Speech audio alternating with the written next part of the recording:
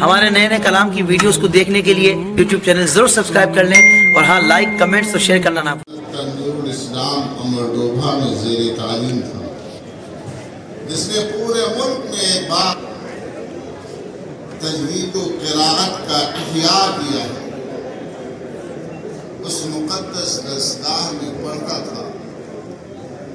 اسی وقت سے میں نے حضور والا کے اس مقدس نورانی چہرے کا دیدار کیا ہے، مگر میں نے جب وہاں دیکھا تھا دستبوسی کی تھی، دعاؤں کی درخواست کی گئی تھی، والد گرامی حضور مفکر ملت علیہ رحمت و رضوان کی مسلک کا جب بار دیکھا تھا تو میں نے ایک محض روایتی پیر سمجھا تھا۔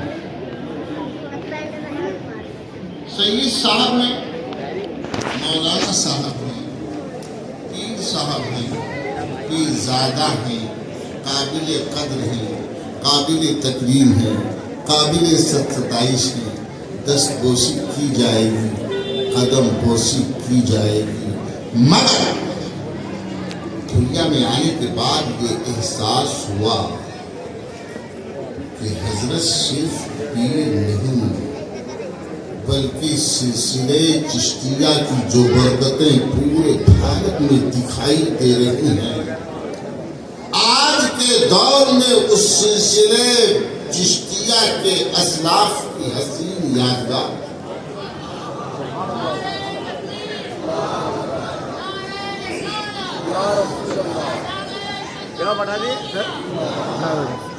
حضرات چھوٹے بڑے بہت سارے جلسوں میں، خانقاہی جلسوں میں بھی شرکت کا موقع ملتا ہے۔ بندے ناچیز چاپلوسی پسند نہیں کرتا اور چاپلوسی کرتا بھی نہیں، اور اسلام میں چاپلوسی کرنے والا منافق ہوتا ہے۔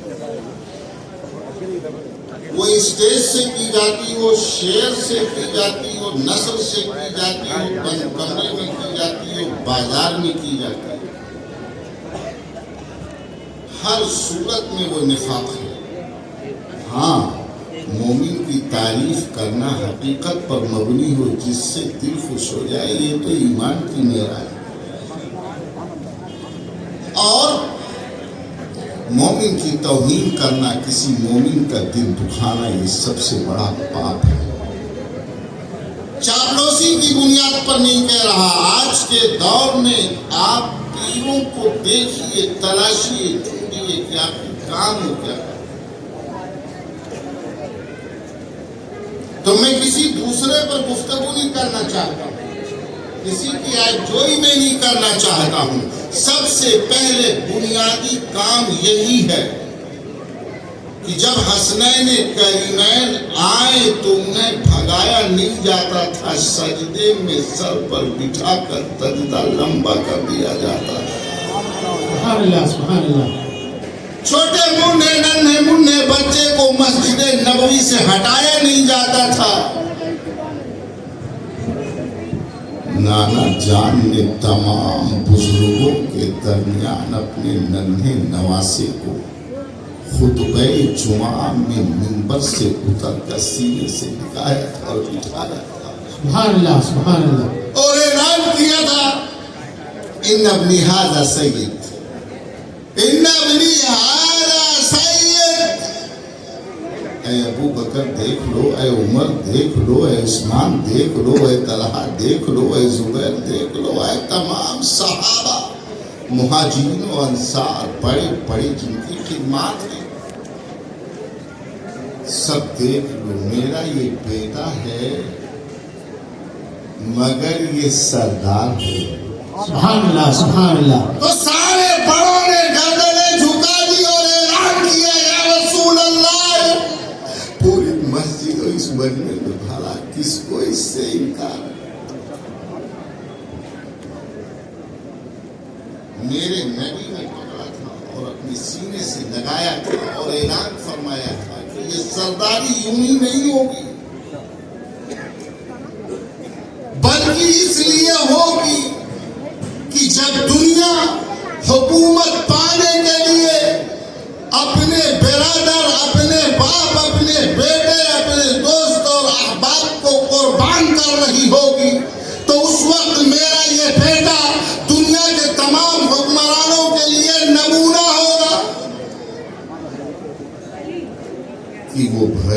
حکومت خلافت قیامت تک پوری زندگی تک ملنے والی بادشاہت کو بھیک میں دے کر اعلان کرے گا، اے معاویہ تم کاتب وحی ہو، رسول کے صحابی ہو، جاؤ لے جاؤ مجھے بادشاہت یہاں سے لے کر قیامت تک مصطفیٰ کے ہاتھوں مل گئی ہے، دنیا کی حکومت میں تمہارے سپرد کر دو۔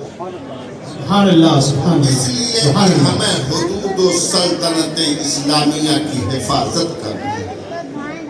آج میں نے جب دیکھا کہ سلطان اولیاء انہوں نے اپنے شہزادے کو بھیجا، سلطان اولیاء نے قطب وقت غوث زمانہ نے مناظرے کے میدان میں وعدہ کیا اور پھر کچھ دنوں بعد اس کا افادہ کیا، اور حضور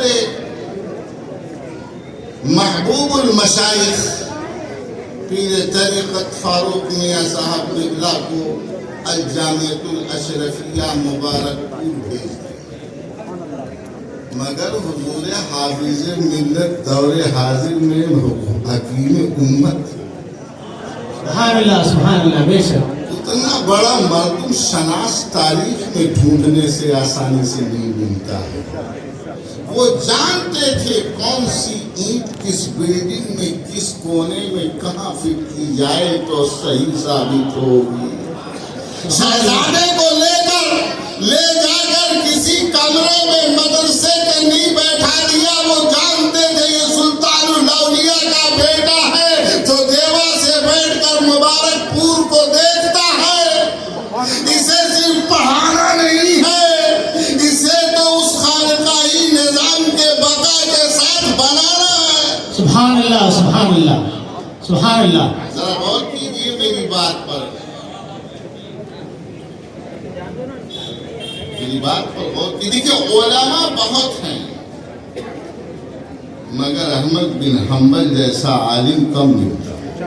سبحان اللہ بے شک جب بغداد شریف میں امتحان کا زمانہ آیا، امام شافعی بغداد سے ہجرت کر گئے، خطیب بغدادی اصول حدیث میں تمام امت کے علماء محدثین جن کی بارگاہ کے بھکاری ہیں ان کے عیار ہے، خطیب بغدادی بغداد سے بھاگ کر گئے تھے مصر، تو اینٹ کے بھٹے پر وہ مزدور کا کام کرنے لگے، 7 دن سے کھانا نہیں ملا، بھوکے کیا کرتے مزدوری کرنے لگے۔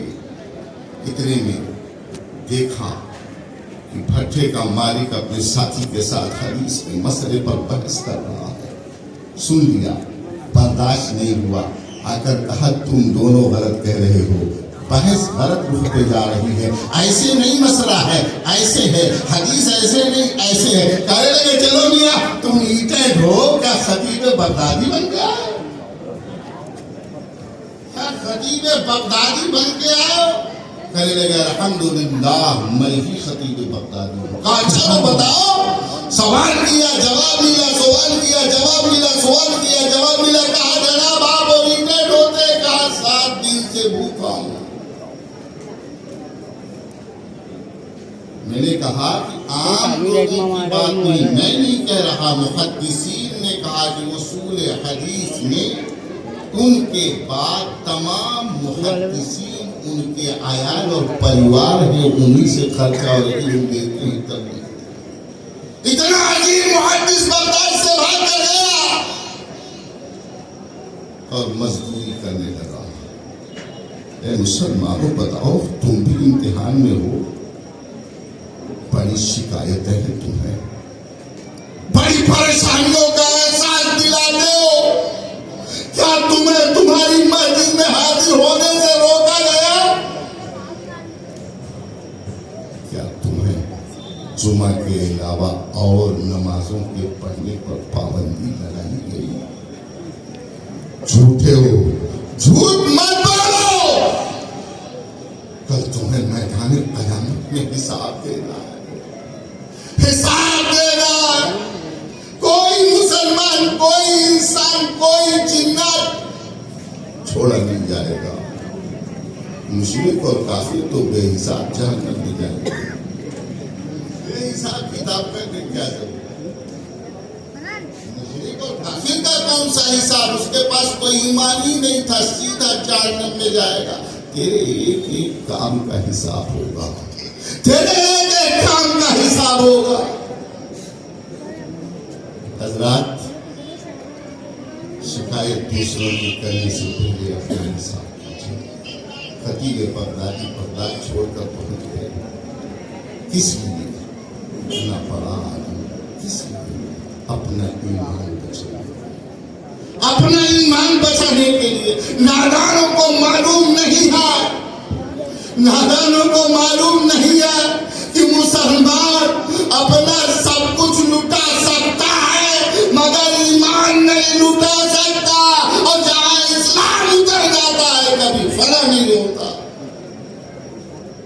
سمجھتے نہیں ہیں. خطیب بغدادی سے پوچھا گیا، سوال کیا گیا، جواب مل گیا. سوال کیا گیا، جواب مل گیا. اس نے کہا اب آپ بھٹے پر کام نہیں کریں گے، آپ ہمارے گھر آرام کریں گے. ہم آپ سے پڑھیں کہ آپ کی درسگاہ چلے گی، آج شام کا کھانا ساتھ میں ہوگا. اور فوراً چلیے گھر لے گئے، نہایا دھویا، شام کو کھانا دیا. 7 دن کا بھوکا انسان پیٹ بھر کھانا کھایا، رات کو سوئے، صبح کو بیدار ہوئے تو پتہ چلا آنکھیں پھٹ گئی اور انتقال. حضرات، تربیت آسان کام نہیں ہے. یہ مدرسے، یہ کارخانے ہیں. حافظ ملت لے کر گئے، کہاں سے بھیجا گیا؟ دیوا شریف سے بھیجا گیا. تو کہیں اور نہیں رکھا، اپنے گھر. کھانا گھر سے کھلایا جائے گا، مطبخ سے نہیں کھلایا جائے گا. انہیں معلوم ہے دیکھنے والا دیوا شریف سے، لالا پور شریف سے دیکھ رہا ہے. مسلسل 8 سال تک جب اس کارخانے میں سنوارا جا رہا تھا، بنایا جا رہا تھا، تو صرف اتنا ہی پر کام ختم نہیں ہوا، بلکہ سلطان الاولیاء نے کہا کہ یہ فاروق میاں کا دربار ایسا ہوگا جہاں منظری بھی ہوں گے، مصباحی بھی ہوں گے، اشرفی بھی ہوں گے، چشتی بھی ہوں گے، رضوی بھی ہوں گے، برکاتی بھی ہوں گے. نہ مشربی اختلاف ہوگا، نہ کسی طرح کا کوئی ادارے کے لقب کا اختلاف ہوگا. سبھی موجود ہوں گے. تو مصباحی بنانے کے بعد بریلی شریف بھیج دیا، چلے جاؤ. 8 سال یہاں پڑھا ہے تو 8 مہینے وہاں پڑھا ہے.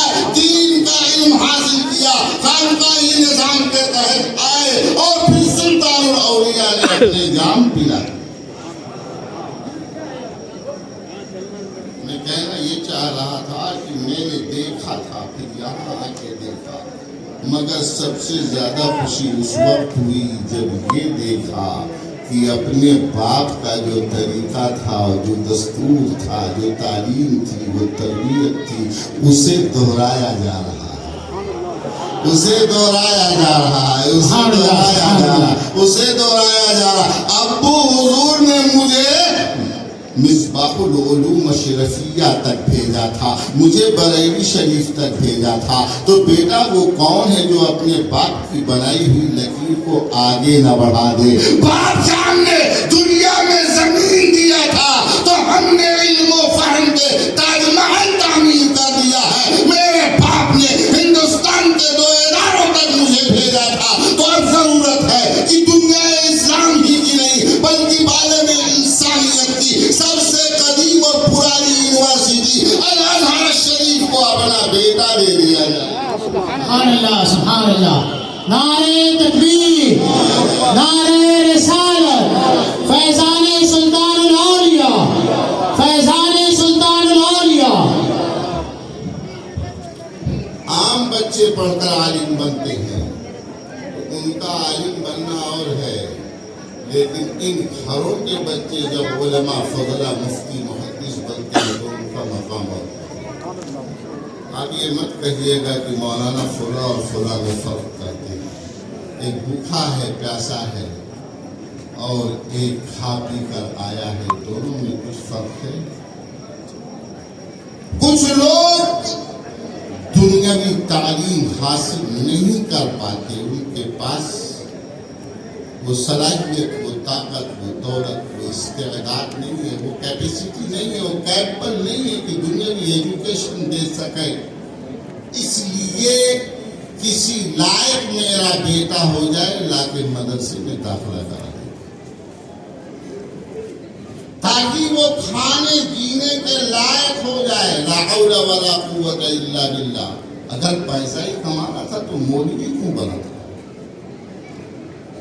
یہی حد اسٹیج سے کہتا ہوں، اگر مولوی بننا تھا تو ترک دنیا ضروری ہے، اگر پیسہ کمانا تھا تو کباڑی بن گیا ہوگا۔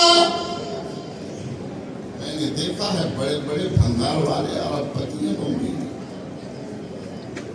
بھنگار بیچ لیتے پیسہ کمانے کے لیے۔ آج میں ربانی نہیں ہوتا بلکہ بھوکوں پیاسوں کو صبر کی تلقین دینے کے لیے ہوتا ہے، اپنے یہاں آئی ہوئی دولت کو لٹانے کے لیے ہوتا ہے۔ لالا پور میں ادارہ کو دیکھنے کے لیے صرف اپنی محنت کر کے نہیں، حضرت نے کوشش کر کے ایک بہت بڑا ادارہ قائم کیا۔ بلکہ میں آپ کو بتاؤں، اور آپ کو کیا بتاؤں، آپ تو صاحب سلسلہ ہے، مجھے پتا چلا کہ یہ برہان پور سے آ رہے ہیں، یہ بنارس سے آ رہے ہیں، یہ بھیونڈی سے آ رہے ہیں، یہ بمبئی سے آ رہے ہیں، لگاتار قافلہ اتر رہا ہے۔ تو بتانے کی ضرورت نہیں، وہ حضرات موجود ہیں دنیا میں، یہ دائیں جانب بائیں جانب سلطان الاولیاء کے بازو پھیلے ہوئے ہیں۔ تو یہ مت سمجھیے گا کہ دیوا شریف سے یہیں تک بازو پھیلتے ہیں، فرمایا برہان پور میں بھی مضبوطی کے ساتھ وہ بازو پھیلے ہوئے ہیں۔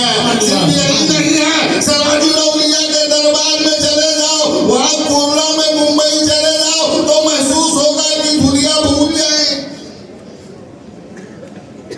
یہاں بھی وہ مبارک سلسلہ پھیلا ہوا ہے۔ صرف اتنا ہی نہیں ہے بلکہ یو پی کی سرزمین پر جاؤ، ایک ادارہ نہیں درجنوں ادارے بنائے جا رہے ہیں، مگر اس اداروں کے جاننے سے صرف ان اداروں کی بنیاد پر مختار الحسن کو خوشی اتنی نہ ہوئی جتنا اس ادارے کے مستقبل کو تابناک بنانے والے شہزادے والا تبار حضرت محمد عمر سلطان کی صلاحیت اور ان کے چہرے کو دیکھ کر خوشی ہوئی ہے۔ یہ آنے والے دن میں یہ کارخانے ریسائیکل نہیں کریں گے بلکہ نئے نئے سکے ڈھال کر قوم کو دے دے رہے ہیں۔ سبحان اللہ، سبحان اللہ، سبحان اللہ۔ نعرہ تکبیر، نعرہ رسالت، شہزادہ نبی الاولیاء۔ اپنے گھر کی اصلاح سب سے پہلے ضروری ہے۔ مدرسے کے بچوں کو بازار میں گھومتا دیکھ کر صدر صاحب بے چین ہو جاتے ہیں، آ کر حضور السلام علیکم، ارے وہ صدر مدرس صاحب کہاں گئے؟ بولے وہ آفس میں بھاگے بھاگے چلے گئے، اور کہا کہ جناب ابھی میں نے دیکھا آپ کے مدرسے کا بچہ وہاں بازار میں کھڑا ہو کر پان کھا رہا تھا۔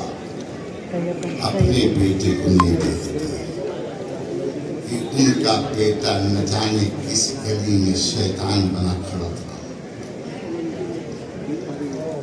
الرحمن علم القرآن، اللہ نے قرآن سکھایا، بتایا، پڑھایا، بھیجا، سمجھایا۔ رسول کائنات صلی اللہ تعالی علیہ وسلم نے اس کی تفسیر، توضیح، تعلیم صحابہ کرام رضوان اللہ علیہم اجمعین نے اس پورے قرآن کی تفسیر کو کائنات عالم کے حصہ حصہ میں پھیلا دیا۔ پڑھو اور پڑھ کر دیکھو، قرآن کہتا ہے اور اعلان کرتا ہے، لوگوں انفسکم واہلیکم نارا۔ مدرسے کے بچے کو دیکھنا یہ اس کے استاذ کی ذمہ داری ہے۔ اللہ نے قرآن اتارا ہے، قرآن پڑھایا ہے، قرآن بتایا ہے، قرآن سکھایا ہے، نبی نے تم تک پہنچایا ہے، صحابہ نے سب کچھ کے دکھایا، لیکن تم قرآن پڑھتے نہیں، تم قرآن دیکھتے نہیں، تم قرآن سمجھتے نہیں، اور اگر علماء سے سن لیا سمجھ لیا تو اس پر عمل کرتے نہیں۔ قرآن تم سے کہتا ہے قُوْ أَنفُسَكُمْ، سب سے پہلے اپنی جانوں کو، اپنے آپ کو بچاؤ، اپنے آپ کو سدھارو۔ تم گالیاں دیتے ہو، بیٹے کے سامنے ماں کو گالیاں دیتے ہو، پھر جب بیٹا گالیاں دیتا ہے تو تم تعویذ کے لیے بارگاہوں میں حاضری لگاتے ہو۔ تمہیں احساس نہیں ہوتا کہ جو باپ اپنے بیٹے اور بیٹی کے سامنے اس کی ماں کو گالی دے گا، کبھی وہ بیٹے وہ بچے اپنی ماں کی عزت نہیں کر سکتے۔ اگر تمہیں ماں کا احترام بچوں کو سکھانا ہے تاکہ یہ بچے باپ کا احترام اپنے ماں سے سیکھ سکیں، تو سب سے پہلے اپنی بیوی کو چادر فاطمی اڑھاؤ اور عزت سے خدیجۃ الکبریٰ کی سنت پر اسے چڑھاؤ، تاکہ بیٹے تمہاری بیوی کا احترام کریں اور ماں کے احترام کے واسطے سے اپنے باپ کی عزت کریں۔ جو باپ اپنی بیٹوں کے سامنے اپنی بیوی کو مارتا اور گالیاں دیتا ہے، خدا کی قسم قیامت آ جائے وہ بیٹے اپنی ماں کا کبھی احترام نہیں کر سکتے۔ گالیاں دینا تو برا ہے، کسی بھی شکل میں اسلام نے اجازت نہیں دی ہے، کسی بھی صورت میں اسلام نے اجازت نہیں دی ہے۔ آپ قرآن پڑھیے، الرحمن علم القرآن، قرآن اللہ نے پڑھایا، رسول اللہ نے سکھایا۔ آپ پڑھیے، مطالعہ کیجیے، سمجھنے کی کوشش کیجیے۔ آج سوشل میڈیا پر جائیے، آپ سوشل میڈیا پر واٹس ایپ پر جائیے، ٹویٹر ایکس پر جائیے، انسٹاگرام پر جائیے، کہاں جائیے، فیس بک پر جائیے، بہت سارے ذریعے ہیں۔ تو یہ غفران، یہ عرفان، یہ فرحان، یہ فرقان لکھ کر آتا ہے، اور آگے جب پڑھیں گے آپ کو بھولی بھولی گالیاں لکھی ہوئی ہوتی ہیں۔ کس کو؟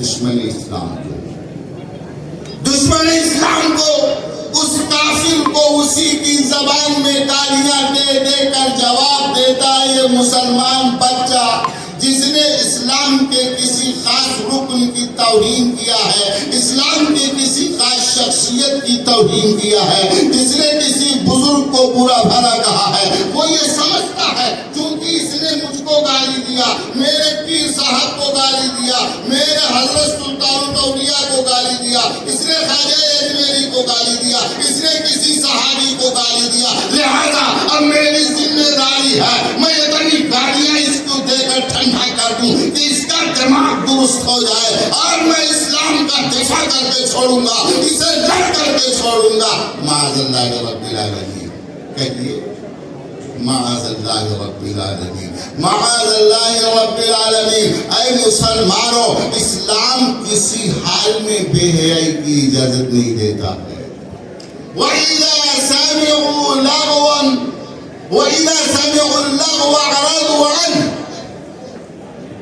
جب سنتے ہیں فضول باتیں، جب مسلمان سنتے ہیں گالیاں، بکواس، کفر کی باتیں، اعرضوا عنہ، منہ پھیر لیتے ہیں اور کہتے ہیں کہ تمہارا کام تمہارے لیے، ہمارا کام ہمارے لیے، لنا اعمالنا علیکم اعمالکم سلام علیکم، تمہارا کام تمہارے لیے، میرا کام میرے لیے، اور چلو ہٹو، خدا حافظ، ہم تم سے مخاطب نہیں ہوتے۔ لا نبتغي الجاہلین، ہم ان کافروں کو گالیوں کے ذریعے جواب نہیں دے سکتے۔ آپ غور کریے، آپ کو بہت سارے مسلمانوں کو اس لیے گرفتار کیا گیا کہ انہوں نے یہ ٹیکا ٹپڑی کیا، یہ کامنٹ کیا، یہ کرٹیسائز کیا، یہ تبصرہ کیا، یہ بھدی بات کہی، یہ بھوڑی بات کہی۔ انڈین قانون کی بات میں نہیں کر رہا، اس سے پہلے اسلامی قانون تمہیں گرفتار کرتا ہے، مسلمان نام سے مسلمانوں کو پریشان کیا جا رہا نہیں، تو نے تو نام مسلمان کا رکھا مگر کام اسلامی نہیں کیا۔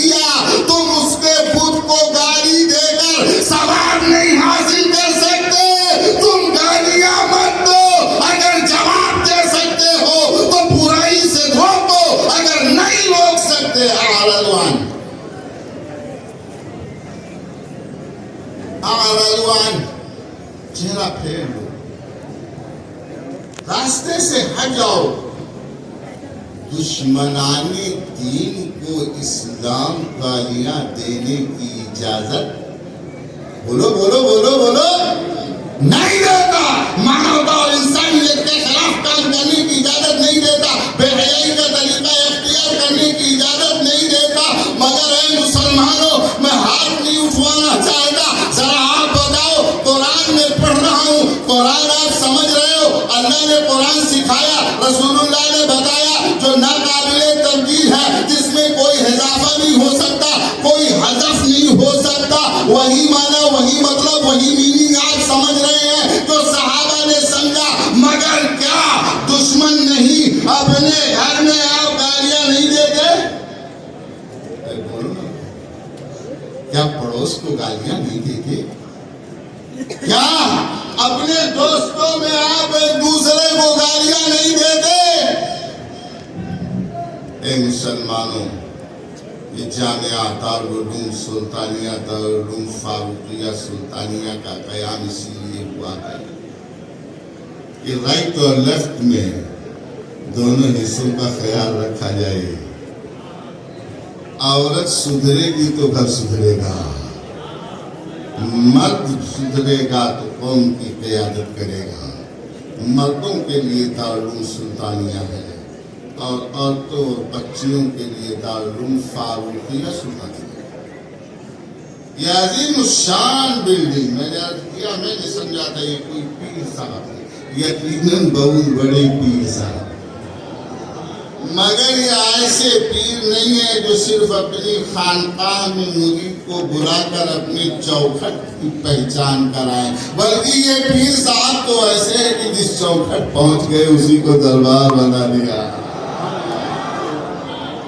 جس چوکھٹ پہنچ گئے اسی کو دربار بنا لیا. فصیح اللسان حضرت قاری رئیس احمد خان نے بتایا کہ اتنے نہیں ہے کہ صرف دربار بنایا, بلکہ یہ علاقہ و خطہ پیاسا تھا, زمین چٹیل تھی, ہاں پتھریلی تھی. جہاں ڈائنامائٹ کی کام نہیں کر رہا تھا, وہاں بچوں کے ہتھوڑے نے اتنی طاقت لگا دی کہ جب کریم حضرت اسماعیل کی رگڑ سے جبریل نے پانی نکالا تھا, تو فاطمہ و علی حسنین کی برکت سے ان کے شہزادے نے اپنا قدم رکھا تو دنیا میں کنواں نکلتا نظر آیا.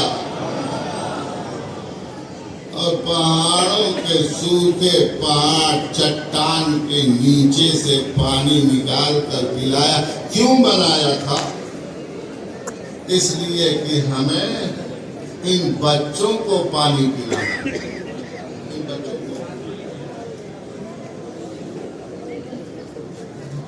بڑے اچھے شاعر ہیں اور شعراء کو اگر داد نہ ملے تو لطف نہیں آتا. یہ جانتے ہیں کہ نثر و نظم کی قیمت کیا, اس لیے حرکت میں استاد کو معلوم ہے مجھے کہ میرا نذرانہ لے کے گئی, اسی لیے تو کہہ رہا ہوں کہ نذرانے والا ہی نذرانے کی قیمت جانتا.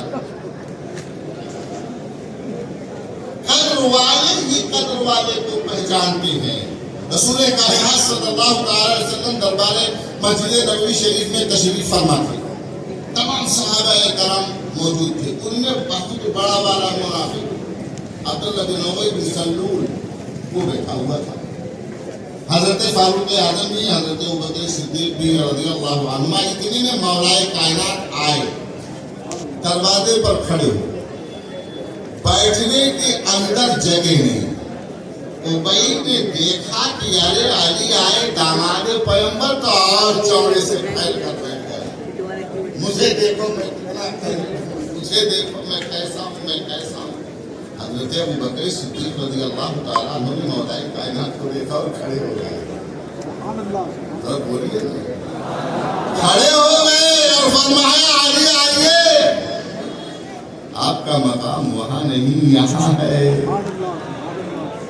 حضرت مولا کائنات جلوہ بار بھی آپ نے اپنا پیر سمیٹا اور حضرت علی بیٹھ گئے. تو رسول اللہ صلی اللہ علیہ وسلم یہ دیکھ کر خاموش کیسے رہ سکتے ہیں؟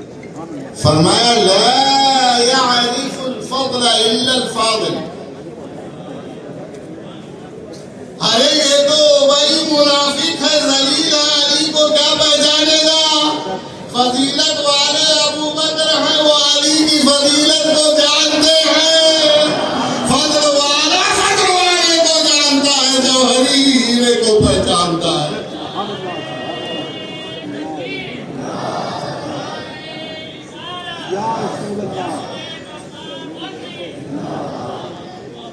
تو یہ شاعر ہے، اور صرف شاعر نہیں ہے، بڑے پڑھے لکھے بھی ہیں، اس لیے کہ شاعر ہونے کے لیے پڑھا لکھا ہونا ضروری نہیں۔ بدائن شریف کی ہر گلی میں ایک شہید کا مزار، کئی شاعر ہیں۔ وہاں کے استاد الشعراء حضرت رونق بدایونی لکھ نہیں پاتے تھے، تمام شعراء گھیرے رہتے تھے مصرع طرح لے کر کے، اور وہ بول دیتے تھے، تو جب سبقہ ہو جاتا تھا تب وہ صحیح والا سناتے تھے، پھر وہ اپنا دکھاتے تھے۔ یہ بڑے کوالیفائی ہیں، کمشنر ڈپو سے ریٹائر ہیں۔ جناب کوئی IAS ہو جائے، کوئی IPS ہو جائے، کوئی PCS ہو جائے، کوئی IIT کوالیفائی کر لے، کوئی NEET کوالیفائی کر لے، ڈاکٹر ہو جائے، انجینئر ہو جائے، سائنٹسٹ ہو جائے، اتنا بڑا ہو جائے، اس کے پاس کتنی دولت ہوگی؟ ارے بولو نا، کتنی دولت ہوگی؟ ہمیں تنخواہ چھوڑو اوپر والا، حالانکہ وہی نیچے والا ہے، وہی جہنم لے جائے گا۔ کہتے اوپر والا ہے اور لے جاتا ہے جہنم میں، نیچے فتر کے لسفل من النار۔ اگر انجینئر ہو جائے گا، ڈاکٹر ہو جائے گا، ایک مہینے میں جتنا کما لے گا اتنا ایک حافظ کی پورے سال میں نہیں، پوری زندگی میں کما پاتے۔ غور کریے، آپ اتنی فضیلت آپ سے بیان کر رہے ہیں، آپ کا بیٹا حافظ قرآن ہو گیا تو ایک مسجد میں امام ہو گیا، کتنا پائے گا؟ 10 مان لیجیے، یوپی میں گریجویٹ مدرسے میں چلا گیا تو 50 مان لیجیے، 60 مان لیجیے، یہاں تو ایک IAS کے یہاں 50,000 کی بات کرو مت۔ کتنا آتا ہے، میں اسٹیج سے بولنا نہیں چاہتا، وہی جانے جو حرام خوری کرتے ہیں، ہمیں کیا پتا، اس سے تو ہمارا کوئی تعلق نہیں ہے۔ آپ سوچئے، ذرا غور کیجئے، میرا بیٹا حافظ قرآن ہوگا، آج دارالعلوم سلطانیہ کے اس مدرسے سے فراغت اسے دی جا رہی ہے، 25 حفاظ قرآن یہاں سے فارغ ہو رہے ہیں، تو ان کا ایڈورٹائز کیا جا رہا ہے، 5,000 لوگ موجود ہوں گے، 25,000 لوگ موجود ہوں گے، ہاں یوٹیوب سے دکھایا جا رہا ہے، بہت سارے لوگ دیکھ رہے ہوں گے، ہاں اخباروں میں چھپ جائے گا، 1,00,000 2 لاکھ کروڑ 2 کروڑ، لیکن اگر IAS کوالیفائی کرتا اور ٹاپر ہوتا تو پوری دنیا کی میڈیا اس کے پیچھے ہوتی، اس کے ابا کے پاس مائک لے کر نہیں، بلکہ سب سے بڑا والا، کہاں پڑھایا، کیسے پڑھایا، کیا کھلایا، کیا پلایا، کہاں پہنچایا، کہاں لے گئے، کیسے لایا، اتنے بول رہے تھے، ابا اماں کو برداشت نہیں ہوا، بغیر دانت کے اندر سے بول گئے، اکیلے ہی تم نے خدمت تھوڑا کیا تھا۔ یہ تصور ہے۔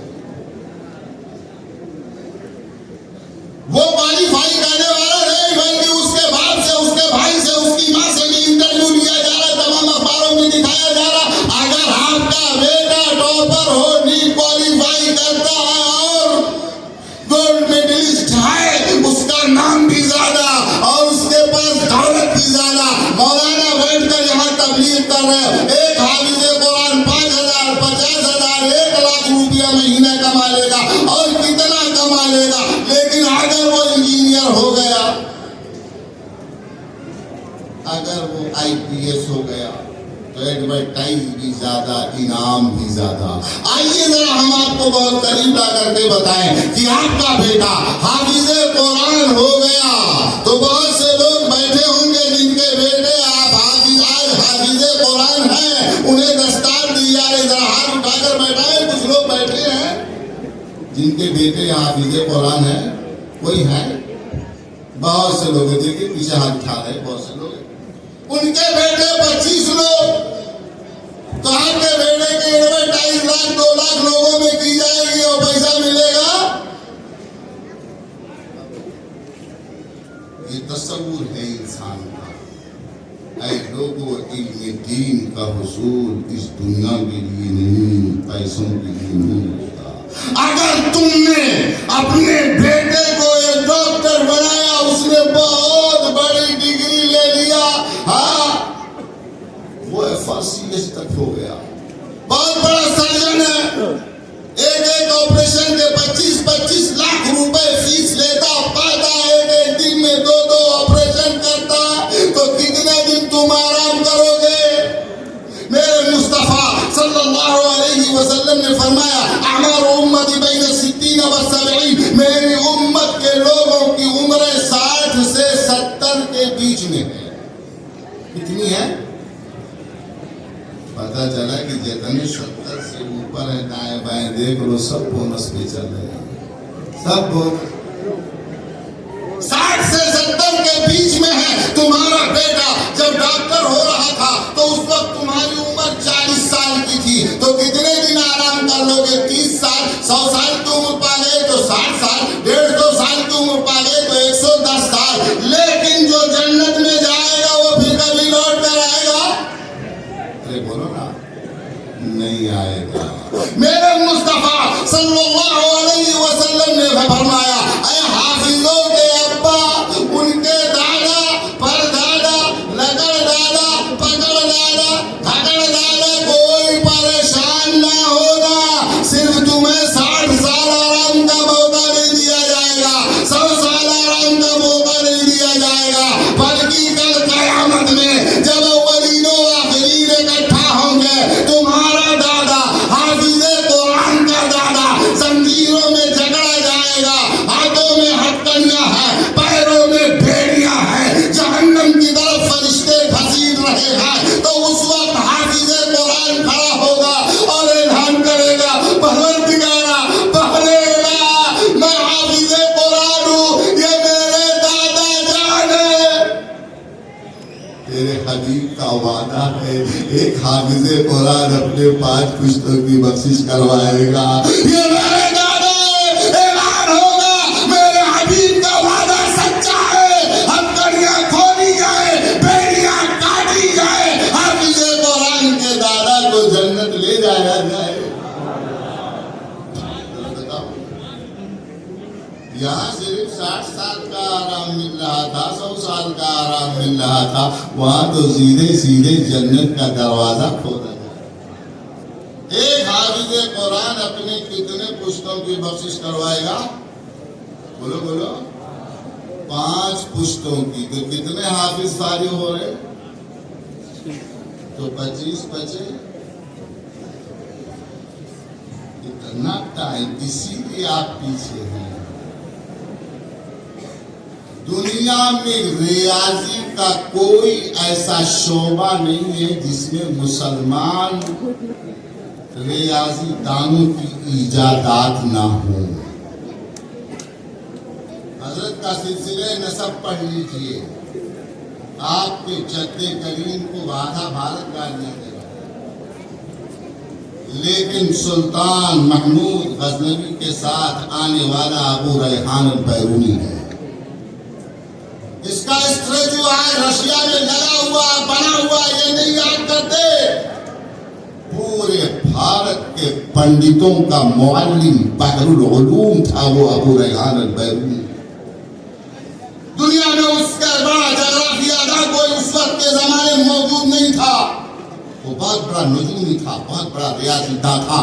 دنیا کا سب سے اچھا اور بڑا اسکول اس زمانے میں اگر کوئی چلا رہا تھا تو وہی یونیورسٹی تھی جو لاہور میں محمود غزنوی نے بنایا تھا، اور جسے ابو ریحان البیرونی نے چلایا تھا، جو پورے بھارت میں سب سے پہلے صوبہ چھات اونچ نیچ کے بغیر تعلیم کو جاری کرنے والا ہے، کوئی اور نہیں ہے۔ امبیڈکر تو بہت بعد میں آئے، سب سے پہلے ہم نے ابو ریحان البیرونی نے جاری کیا تھا۔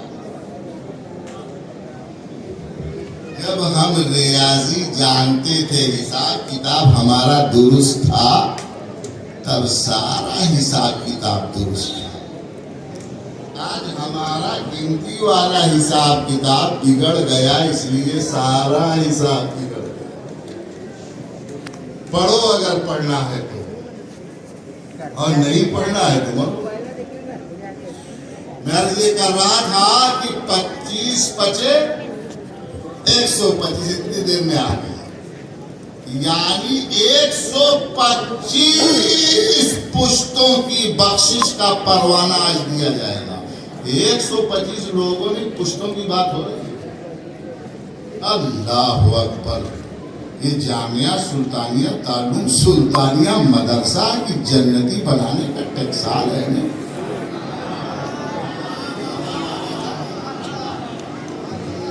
ایسا کارخانہ آپ نے کھولا ہے، سبحان اللہ سبحان اللہ۔ ادھر سلطانیہ ہے، ادھر فاروقیہ سلطانیہ ہے، لیکن آج کل سوچا یہ جاتا ہے اور کہا جاتا ہے بھیا یہی حافظ جو مونگ پھلی بیچتے ہیں۔ ہاں سوچتے ہیں، لوگوں کے دل میں آتا ہے۔ محراب رمضان میں سنا دیا اور عید کے بعد وہ ٹھیلا لے کے سبزی بیچنے لگا۔ حافظ جی ہے، کبھی نماز جماعت سے پڑھتا اور کبھی بغیر جماعت سے پڑھتا۔ بولو بولو بولو۔